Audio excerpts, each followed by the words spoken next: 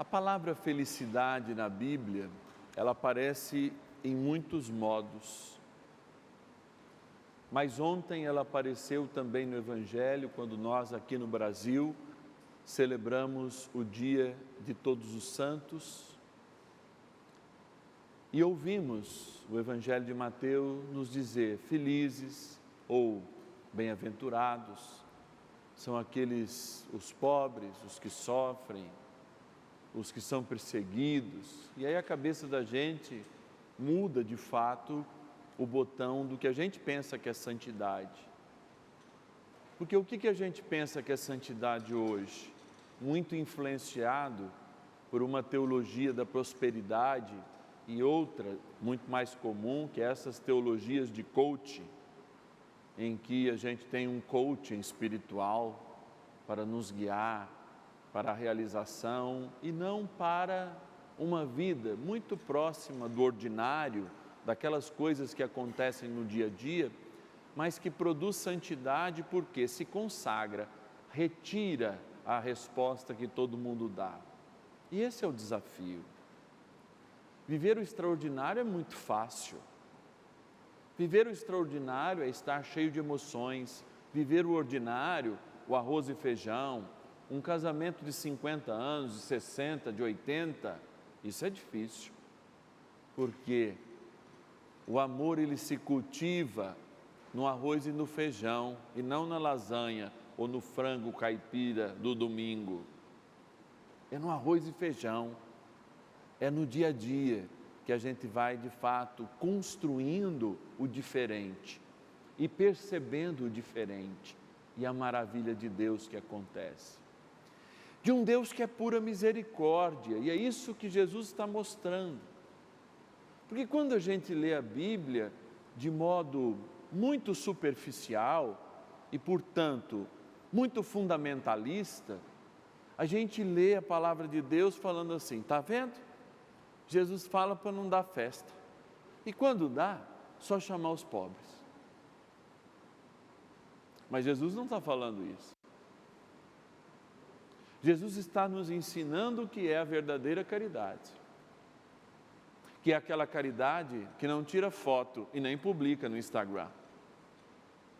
Qualquer realização eclesial, eu vou dizer isso sem sombra de dúvida, qualquer realização da igreja, qualquer ato de bondade que sai numa fotografia, numa matéria de jornal de televisão dizendo: o fulano faz isso, a ciclana faz isso, não é caridade, porque já dá recompensa na terra. Isso é filantropia. Porque quando a gente recebe retribuição, fala assim: está vendo, Padre Márcio? Olha que bonito ele fazendo caridade.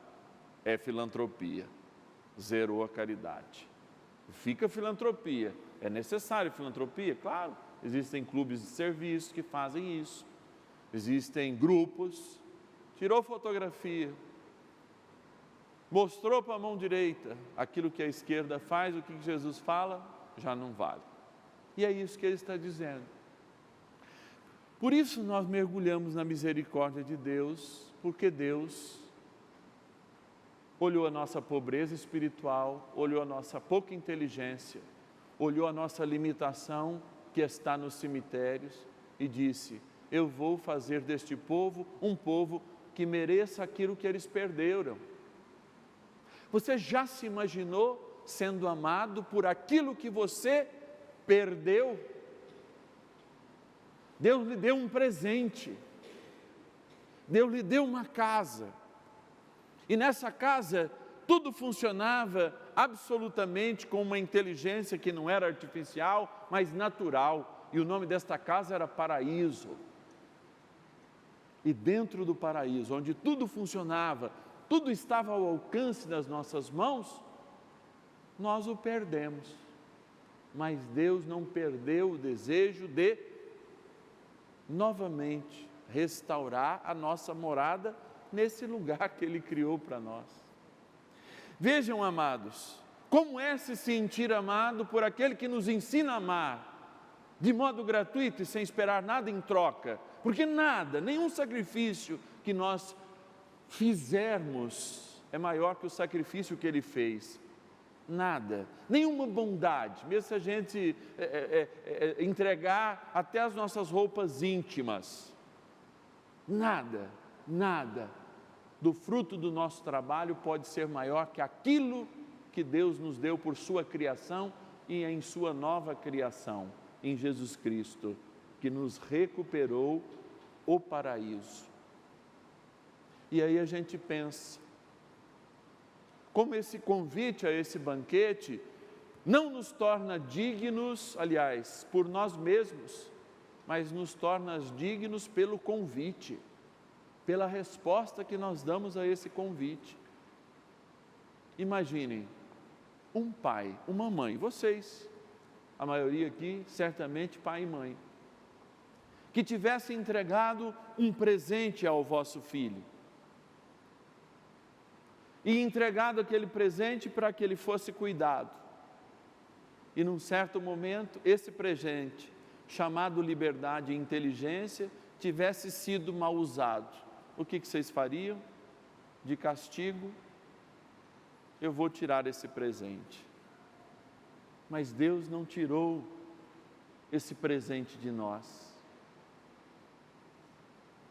Deus deu como consequência, sim, sairmos do paraíso, mas não nos tirou a liberdade e nem a nossa inteligência, que é o dom que nos diferencia dos animais e que estabelece a nossa pessoa.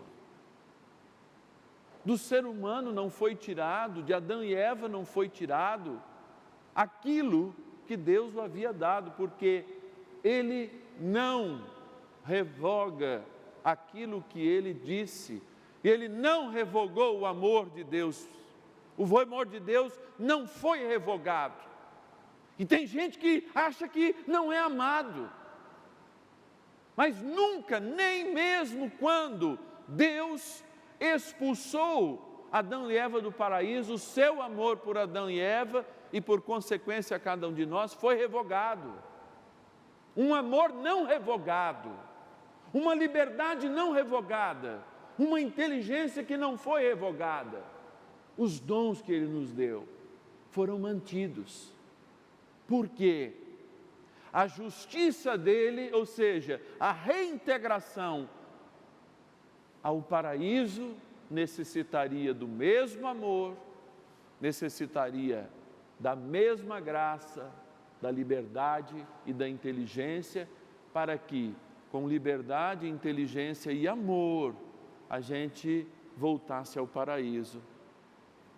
Olha aí. E de novo o Senhor deu para nós um instrumento de contradição. Ele se elevou numa cruz, se tornando um de nós. E o que era escárnio, o que era desprezível, e ainda é, se a gente olhar com profundidade, as cruzes que tem Jesus, e que não são icônicas como essa, mas trazem um corpo dilacerado, que a gente acha comum e muitas vezes nem se sensibiliza mais por suas marcas. Eu sempre me sensibilizei muito por uma marca interessante de Jesus, os joelhos ralados, não é?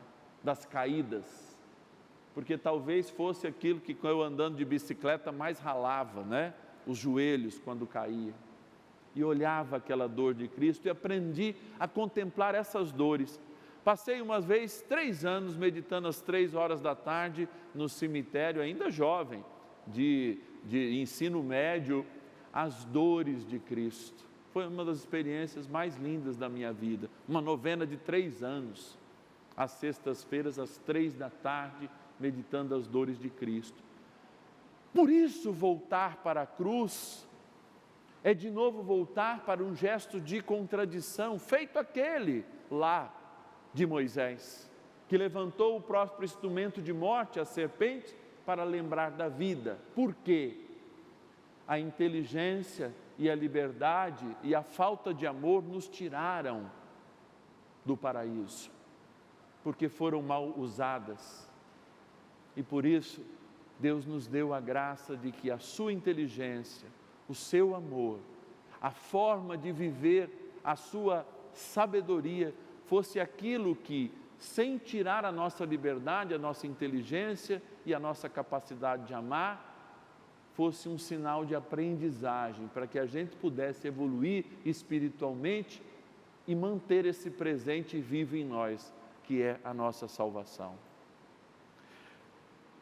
Por isso aqui ele fala do perfeito amor, porque o perfeito amor é aquilo que, transcendendo a nossa liberdade e a nossa inteligência, faz com que a gente seja como Deus.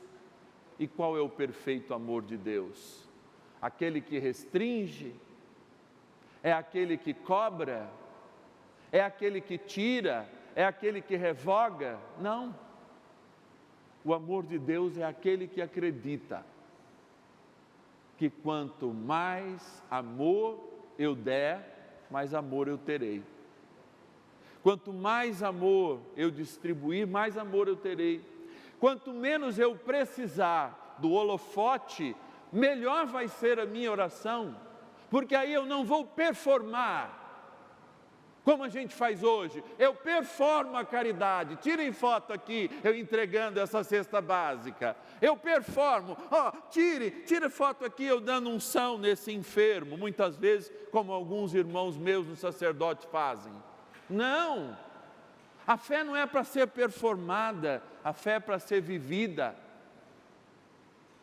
E quando nós estamos diante de uma dificuldade, a gente não tem que pensar que aquilo é um castigo, mas aquilo é justamente a consequência do nosso pecado, que já teve um fim há 2000 anos atrás, quando Cristo, morrendo na cruz para nós, nos livrou de toda a culpa e, portanto, nos deu a graça de viver um novo tempo. Que novo tempo é esse? O paraíso que nossos pais e o paraíso que a gente perde todos os dias quando vive em pecado. É para lá que nós somos resgatados por amor. Repito, e esse mesmo amor que Ele pede que nós tenhamos, um amor de alguém que não pode retribuir. Nós podemos retribuir o amor de Deus? Não. Eu só posso transformar as coisas que Deus me dá e no meu dízimo consagrar parte delas. Mas eu não posso retribuir o sol, posso retribuir a vida, posso retribuir a cruz, posso até ser crucificado, mas jamais retribuir esse amor. Posso criar uma nova semente? Não, eu crio sempre a partir do que há, com a engenharia genética. Não posso. E é esse amor que nos configura para viver uma santa liberdade no Senhor e uma santa sabedoria nele, como a primeira leitura disse. Será que alguém falou para Deus tudo aquilo que Ele sabe ou que Ele espera de nós? Não. Será que alguém foi o seu professor? Não. Mas para nós Ele é o quê? O caminho que se faz caminhando, a verdade que nos liberta e a vida que, toma um impulso lá na cova para ser do céu. O paraíso que nós perdemos pela nossa desobediência. Nem isso Deus revogou. Então a vida não é um castigo. Nada que nos acontece é castigo de Deus, porque este castigo não existe mais. Mas por que ainda a gente continua se castigando com a tristeza? É porque a gente não ama. Com a infelicidade? É porque a gente não vive a verdadeira liberdade. E com o peso na consciência? É porque a gente não experimenta a verdadeira sabedoria, que só pode vir daquele que a criou, nosso Deus. A gente tem muito para crescer, mas olha, eu vou dizer uma coisa: não é impossível e nem inacessível. Peçamos a graça do Espírito Santo para que Ele sempre more em nós. E o caminho, a verdade e a vida sejam feitas por nossos passos, nossa consciência e nossas atitudes todos os dias. Porque eu repito, para nós que cremos, o fundo da cova é o trampolim para o paraíso. Louvado seja nosso Senhor Jesus Cristo. Este programa teve o apoio dos nossos benfeitores. Seja você também um benfeitor e evangelize conosco. Ligue agora, 0 Operadora 11 42 00 80 80.